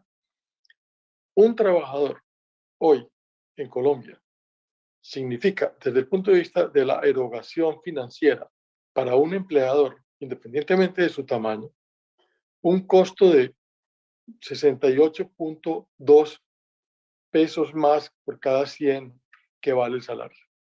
Y eso tiene una incidencia gigantesca cuando vuelvo a repetir en temas de productividad, en temas de competitividad, pues se vuelve un tema complejo. Pero también en temas de formalización. Piensen ustedes un individuo que quiera contratar a otro en Colombia. La complejidad que significa toda esta estructura formal y todos estos elementos significativos en relación con el costo. Por eso yo quiero hacer una invitación cordial para que no haya necesidad de hacer incidentes de efectos fiscales, no solamente para los recursos públicos, también para quienes generan empleo, en que los jueces traten en sus decisiones de anticipar estos tipos de elementos. Que esas reflexiones se hagan previas y no necesariamente a través de incidentes o elementos posteriores. Si pasamos al cuadro siguiente, por favor, vemos el concepto de restricciones médicas y el concepto de reubicados. En el cuadro ustedes lo ven en unas columnas por los distintos años, pero también ven en unos recuadros lo que es cada concepto de esto. Y no voy a entrar en el detalle porque me demoraría por razones de tiempo. Y simplemente es contar que si bien no hubo mayor número de reubicados y se mantuvo relativamente parecido el número de trabajadores con restricciones médicas, si pasamos al cuadro siguiente, encontramos que la concepción que tienen los empleadores es que esas personas que están en reubicación o con restricciones médicas, es decir, con potencialidades de perder capacidades laborales, quiere significar exactamente eso, las restricciones, que hay una percepción de que esos trabajadores no son productivos. Y nos estamos regresando en el tiempo, como está pasando con muchos otros indicadores de lo social, lamentablemente, que nos deja la pandemia. Y eso es un elemento que hay que corregir. Las empresas saben que tienen que hacer unas tareas en esa dirección, pero al mismo tiempo hay que haber un compromiso particular de quienes por alguna circunstancia pueden tener limitaciones o restricciones para que haya un esfuerzo por recuperar el proceso. En los últimos 2 años, como ustedes lo ven en el año 2010-2019, antes de la pandemia, 2020, se habían notado significativos mejoramientos que se hacían, por supuesto, de manera conjunta. Si pasamos al cuadro siguiente, ustedes encuentran que los trabajadores con pérdida de capacidad laboral, es decir, que ya está determinado que han perdido capacidad laboral, el 90% no la ha perdido. Realmente están con una calificación de 0 cuando se hacen las determinaciones. Es decir, las protecciones laborales están llevando a que las personas conciban que están con pérdida de capacidad laboral, pero en el análisis específico que se hace de ellas, los resultados están mostrando que solamente el 5% lo son y el 5% adicional está pendiente de decisiones. Y eso es una reflexión de mucho fondo para entender que hay un fenómeno que va más allá de la protección, que hay un fenómeno que va más allá del simplemente concepto del derecho, sino que hay un fenómeno que está llevando a una ineficiencia del el aparato productivo colombiano, que lo integran las empresas con sus trabajadores. Y eso es necesario conseguirlo. ¿Por qué? Porque las empresas, como cualquier persona, viven de su cotidianidad. Y la cotidianidad son los ingresos, como igual una persona o una familia. La pandemia afectó considerablemente también por los ingresos, igual a la nación. Por eso estamos más endeudados hoy. Y uno tiene que hacer correcciones de esta dirección. Y este cuadro muestra que hay un 90% en las estadísticas que están reflejadas en los cuadros que presento, que llevan a un concepto de un análisis de mucha más profundidad y, por supuesto, a través del diálogo social podemos profundizar más en el concepto de cómo corregirlo. Si pasemos al cuadro siguiente, me voy a detener en unos datos particulares de él y les ofrezco disculpas porque hay mucho número, pero se los explicaré. Está el concepto de lo que las EPS y las ARLs les adeudan a las empresas por razón de las incapacidades. Y mientras en el año 2019, y voy a hablar solamente del total, había 40.700 millones de pesos de endeudamiento. Para el año 2020 pasó a 151.000 millones. Son los datos que ustedes ven en la última renglón del cuadro en gris. 151 millones de pesos, 151.000 millones de pesos se les adeuda a las empresas. Y eso es un capital de trabajo que no origina nuevas fuentes de empleo, pero que sí rezagan al sistema de aseguramiento por razón de la pandemia. Lo entendemos, pero es un concepto que está más allá del papel que le corresponde a las empresas y que sí, en su momento las autoridades públicas, particularmente el gobierno, debiera considerar para efectos de buscar algún tipo de ayuda o alivio.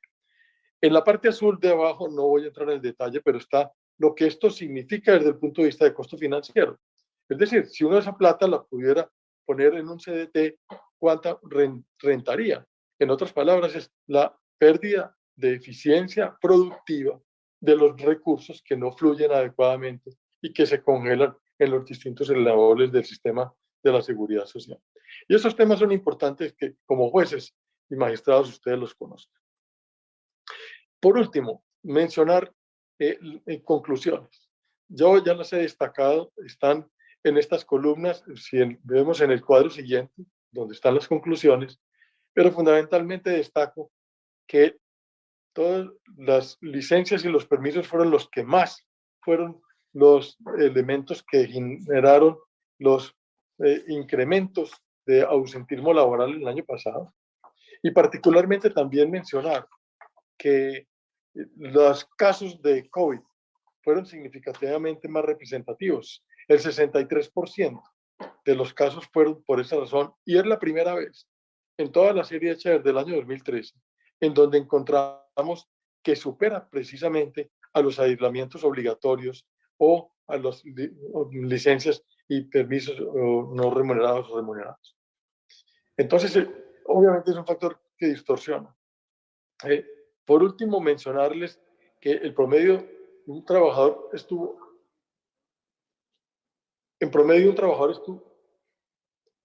ausente de su puesto de trabajo durante 15.6 días al año, que es muy significativo. Subimos mucho y hay que buscar un mecanismo para volver a reducirlo, para eficiencia de la economía colombiana en su conjunto, para la eficiencia del bienestar de cada uno de los individuos. Eso se traduce también en mecanismos de bienestar a través de bonificaciones, mejoramientos que los trabajadores puedan recibir en las mediciones individuales o colectivas que de ellas se hagan.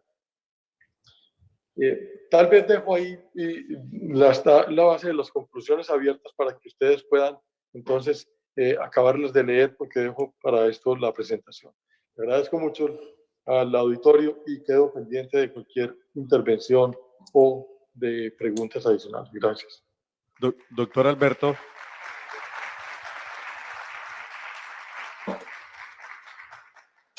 Entendiendo el punto de vista empresarial, ante ese panorama que usted ha pintado, que es un poco gris, de manera sincera, la contratación de la población con discapacidad desde el punto de vista empresarial, ¿qué tanto afecta la estabilidad laboral reforzada por razones de salud a esa contratación de población con discapacidad? Sí, yo agradezco mucho la pregunta porque pues, me abre la posibilidad de generar la distinción que ustedes claramente hacen entre discapacidad e incapacidad. Y cuando uno tiene pérdida de capacidad funcional laboral ya definida con antelación, pues no hay un riesgo asegurable desde el punto de vista del concepto, y hablo de la teoría de los seguros, para efectos de determinar el impacto que uno va a tener sobre ese trabajador.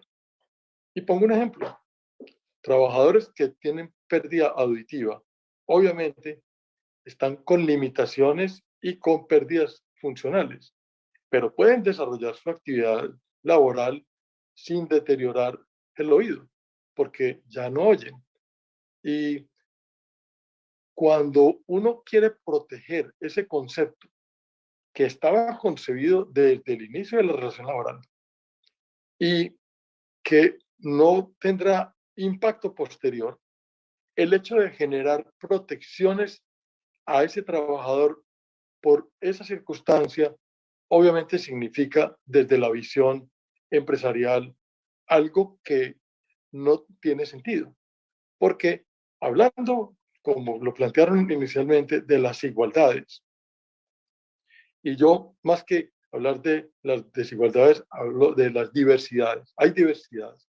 Pero hablando desde el concepto de darle a ese trabajador que tiene una pérdida de capacidad la posibilidad de proyectarse en su vida, en un puesto de trabajo, con las mismas características o condiciones de exigibilidad que puede tener otro trabajador. Si no los cumpliera, pues obviamente hay un efecto que tiene que derivarse en cualquier tipo de derivaciones propias de no atender adecuadamente las obligaciones.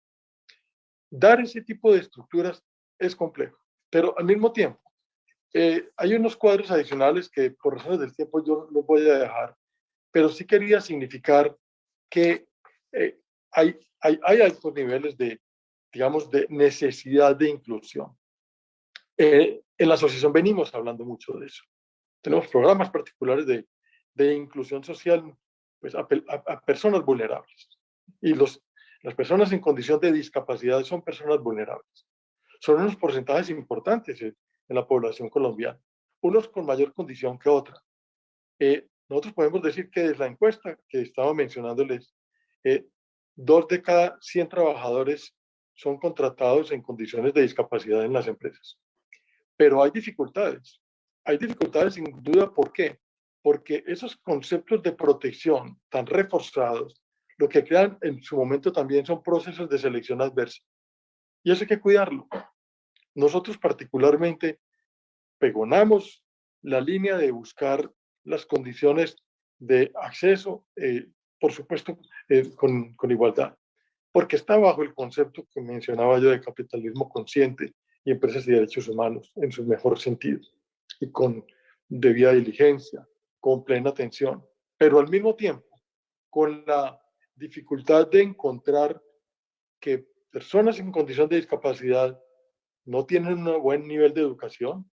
60% de ellas no necesitan ayuda para trabajar, pero 26% de ellas se mantienen en una condición de desempleo frente a un desempleo que es menos de la mitad en la tarifa general. Pero al mismo tiempo, las personas preparadas en el SENA, en condición de discapacidad, tienen muy poco acceso al trabajo, no obstante estar formadas. Y todos esos elementos hacen que uno se pregunte por qué. Y hemos identificado que cerca del 40% de personas en condiciones de discapacidad entre las edades de 5 y 24 años no estudian. Y ahí es donde hay focos de acción que van más allá simplemente de las medidas tomadas por los jueces o tomadas por los legisladores. Es un cambio de la actitud mental de la sociedad para ser incluyentes. Y es a eso lo que nosotros le estamos apuntando con enorme interés, porque son igualmente colombianos, porque son personas que bajo determinadas concepciones tenían visiones que sentían que eran restringidos, u otros no los querían ni siquiera mostrar. Hoy son personas que tienen que estar en el componente de la actividad diversa que tienen las empresas. Así como hablamos de temas de género, hablamos de temas de personas en condición de discapacidad. Y las empresas quieren involucrarlas, pero si el concepto es tan restringido, termina, por el contrario, volviéndose adverso a ser simpático a este tipo de contratación. Y es por eso que esa reflexión yo quiero dejarla también como línea final a ustedes, señores magistrados, señores jueces. Muchas gracias. Doctor Alberto, muy gentil. Muy agradecido por sus respuestas. Hemos conocido 3 puntos de vista básicos que son fundamentales para, no solamente para los jueces, sino para todos los colombianos cuando tenemos que hablar de este tipo de temáticas. Hay una pregunta en el público, nuestro querido profesor Martínez Rujalpe quiere formularla. Por favor, adelante. Y si usted es breve, de pronto alcanzo a hacer una pregunta última. Gracias. Bien, para los panelistas y especialmente el ministro que no me conocen, yo vengo de España, he sido conferencista esta mañana, pero ahora quiero hacer un comentario y una pregunta. Se ha hablado de medidas para promover la inserción laboral de las personas con discapacidad, Creo que se han planteado cuestiones interesantes en las diversas intervenciones, pero en buena parte de los países europeos, es el caso de España, Alemania, Italia, etcétera, la medida de acción positiva más importante para impulsar el empleo de las personas con discapacidad es la cuota de reserva, es decir, la obligación que tienen las empresas por encima de un determinado número de trabajadores de contratar a un porcentaje de personas con discapacidad, y es una obligación legal que si no cumplen se ven sujetos a sanciones. Por ejemplo, en Alemania, las empresas de al menos 20 trabajadores tienen que contratar a un 6% de personas con discapacidad. La pregunta que yo haría es si se podría plantear cuál es la opinión del ministro y de los restantes panelistas, en su caso, sobre si se podría plantear introducir un instrumento de esta naturaleza en la legislación colombiana. Profesor Martínez, muy gentil. Ministro, yo le anticipé esa pregunta en el almuerzo. Menos mal que me acompaña aquí el doctor Alberto Chavarría, porque él es el que toma la decisión. No, lo digo con respeto. Profesor, mire, uno quisiera el mundo ideal en ese sentido. Si nosotros hasta ahora estamos haciendo una cultura de respeto con las profesiones con discapacidad, obligar posteriormente al empleador, lo veo un poquito lejano, pero igual es un camino en el cual recojo la inquietud. Y obviamente hay que empezar a trabajarlo, me parece. Si nosotros hoy estamos entregando incentivos tributarios que son muy buenos y demás, incentivos a la contratación estatal y de otro término, pero yo sí, uno dijera, es ideal, pero hay que construirlo, es una buena propuesta y seguramente más adelante se tocará. No de pronto, eso es muy similar, doctor Alberto Chavarría, con el tema de la contratación obligatoria de los aprendices. Es muy similar la propuesta que hoy tenemos.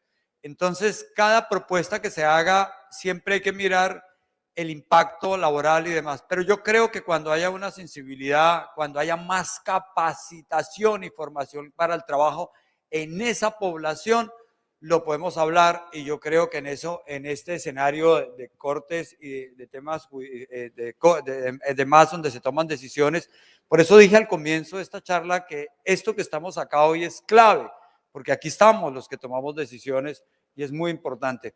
Pero de parte nuestra, uno lo ve con buenos ojos, no lo ve uno a corto plazo.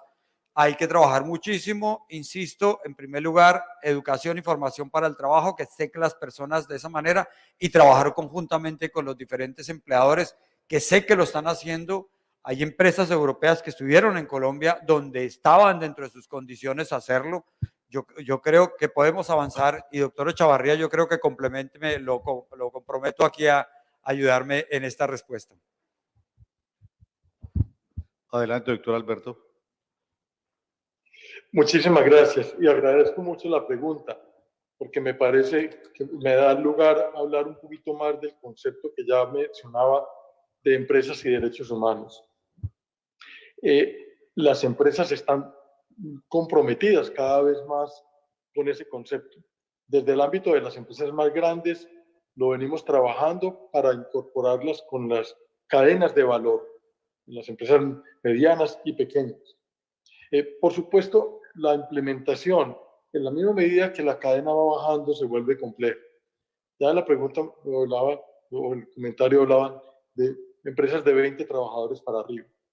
Y obviamente uno puede pensar en estructuras que apunten en esas direcciones.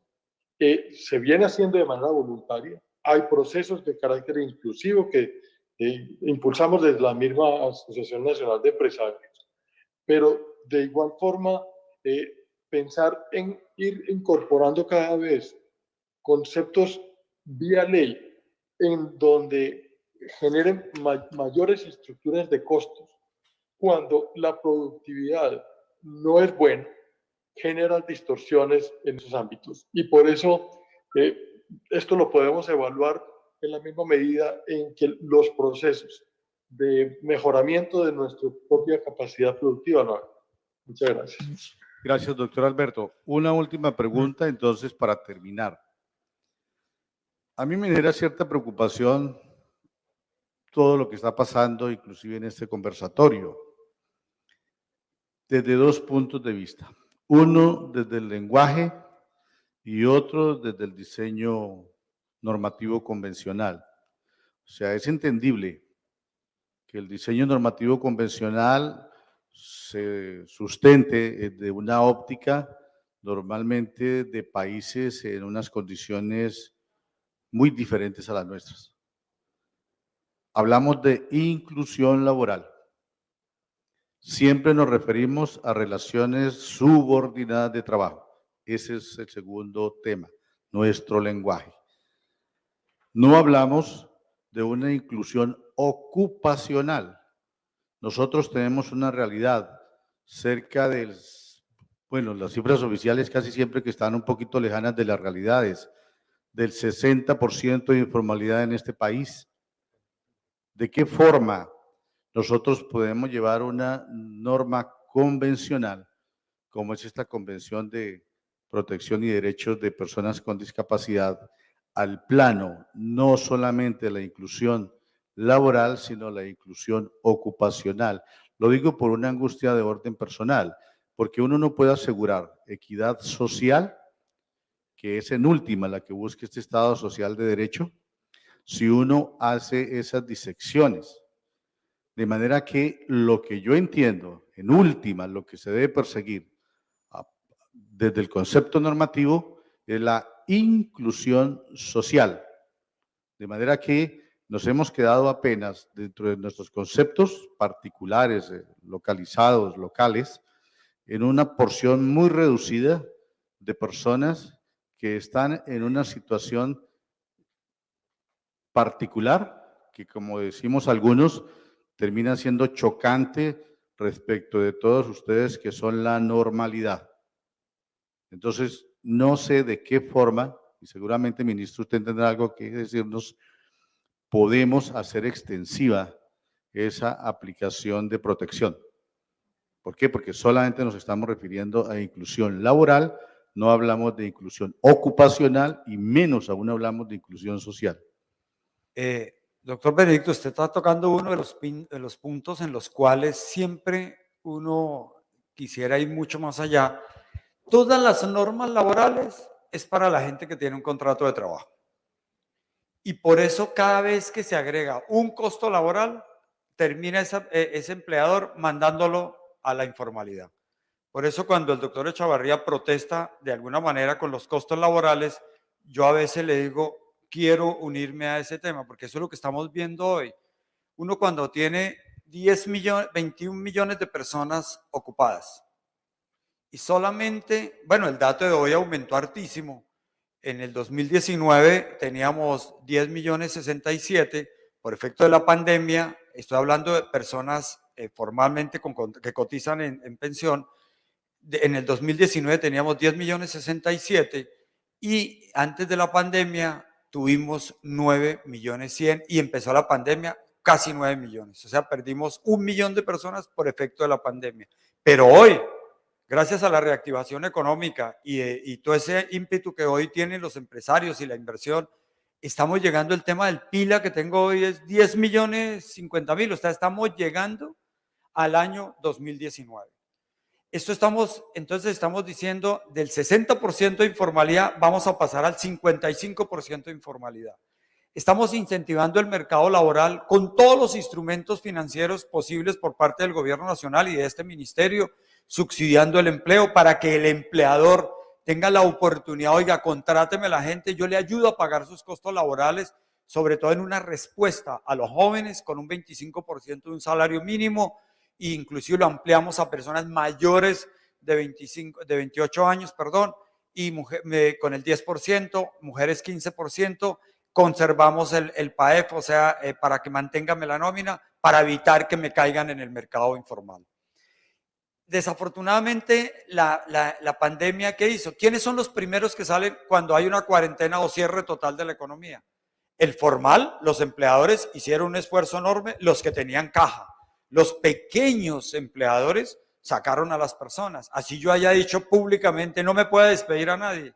Déjeme hacer un paréntesis. La OIT ayer, anteayer, en el último informe indicó que las horas perdidas de trabajo durante pandemia equivalen a la pérdida de 125 millones de empleos. Así es, y se llegaron a perder, el doctor Alberto Chavarría, cerca de 400 puestos, 400 millones, y se cerraron 400.000 empresas en el mundo. O sea, este cambio estructural, y es donde todos, yo escuchaba aquí a la doctora Natalia, es donde todos tenemos que unirnos y trabajar en el tema de la informalidad. Mire, nosotros propusimos varias situaciones. Las centrales obreras me criticaron con el decreto 1174, con el piso de protección social, que lo que buscábamos simple y llanamente es, oiga, esta persona no está ahorrando para su vejez, venga para acá. Las centrales me dicen, no, no me lo afilie así, afílmelo con el salario mínimo completo. Entonces yo le digo al doctor Echavarría a ver si me paga cuando me trabaja un día y si me paga la seguridad social por el mes completo. Pero bueno, yo creo que en primer lugar, mire, no, pero le digo, en primer lugar, yo creo lo más importante es el esfuerzo de inversión pública, la inversión privada, o sea, generar nuevos puestos de trabajo. Eso es lo que estamos trabajando en este momento y los resultados, los números son de verdad buenos. Increíblemente, en una pandemia, en escasamente 6, 7 meses, recuperar casi 1 millón de trabajos formales. Eso le quita números a la informalidad. Yo creo que de aquí en adelante, desde el punto de vista normativo, es que hay que empezar a buscar cómo solucionamos. Yo voy a plantearle a las centrales obreras y obviamente a los empresarios, oiga, miremos cómo mejoramos el piso de protección social, cómo lo hacemos más eficiente y trabajemos juntos en buscar una salida, porque hay que llegarle a esos 10 millones de colombianos. En salud los tenemos protegidos, pero en nuestro ahorro para su vejez no los tenemos protegidos. De pronto con algo de incentivos a lo que se denomina riesgos laborales o algo parecido en ese sentido, pero estamos trabajando muy fuertemente en llegarlo a través del piso de protección social o beneficios económicos periódicos.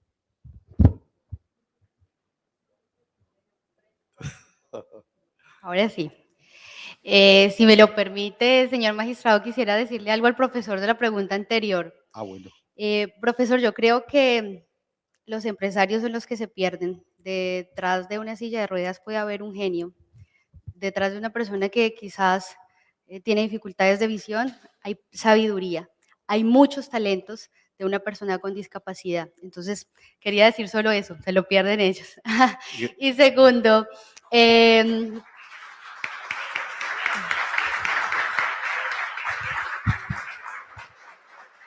y bueno, segundo, frente a la última pregunta muy interesante, las centrales sindicales siempre hablamos acerca de la formalidad y el empleo pleno, porque pues siempre buscamos o tenemos dos soluciones, o pañitos de agua tibia o transitamos hacia un cambio radical de lo que hablamos, justicia social y pleno empleo. Entonces considero que es muy buena la propuesta que el señor ministro hace en este recinto de tener en cuenta las organizaciones sindicales para ver cómo mejorar y cómo retomar el tema del piso de protección social. Muchas gracias. Gracias, doctora Natalia, y la invitación es para que precisamente hagamos lo que hemos dicho, no hablemos de extremos, sino de cercanos que tenemos el mismo propósito, que es generar producción, generar riqueza, generar el empleo. No solamente es subordinado, el empleo es todo lo que signifique trabajar de manera económica. Querido auditorio, muy agradecidos, hemos terminado. Un aplauso para nuestros panelistas. No los agotamos más. Muy gentiles, muy amables, muy buena tarde. Hermana, en sus manos. Muchas gracias, doctor Benedicto, también doctor Ángel Custodio Cabrera, señor ministro, doctora Miriam Reyes, doctora Carmen Niño y doctor Alberto Echavarría, por la completa ilustración sobre el impacto social y económico del nuevo modelo de inclusión laboral por discapacidad, con el que cerramos el cuarto ciclo académico del 13º conversatorio de la especialidad laboral y la seguridad social.